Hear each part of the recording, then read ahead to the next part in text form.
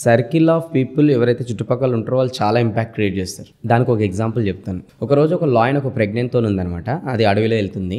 అది ఒక ఇంకో సింహాన్ని జన్మనిచ్చి చనిపోయింది అది. సో నెక్స్ట్ డే గొర్రెలు కాస్తోడు ఏం చేశాడంటే అక్కడ నుంచి వెళ్తుంటే అది ఏదో చిన్న జంతువు ఇలా పడిపోయిందని తీసి ఆ గొర్రెలలో కలుపుకొని వెళ్ళిపోయాడు. కొన్ని రోజుల పాటు ఆ చిన్న సింహం గొర్రెలనే పెరగడం స్టార్ట్ అయిపోయింది. అండ్ ఒక రోజు పెద్ద సింహం ఏం చేసిందంటే ఆ గొర్రెల మధ్యలో ఒక ఏదో కనిపిస్తుంది, దాన్ని ఒకసారి చూడాలి మనలాగా కనిపిస్తుంది పోయి చూసింది. అది షాక్ అయిపోయింది చిన్నది చూసి. అరే నువ్వు గొర్రెలలో ఏం చేస్తున్నావు అంటే ఆ చిన్న సింహం ఉంటుంది, నేను గొర్రెనే కదా, నువ్వు గొర్రెలలో బై మిస్టేక్ పెరుగుతున్నావు, నువ్వు అక్కడేం చేస్తున్నావు, నీకు అర్థమైతలేదు కదా. వాటర్ దగ్గర తీసుకెళ్ళి నీ ఫేస్ నా face same to same, same to same, నీతోక నాతోక same to same, same to same.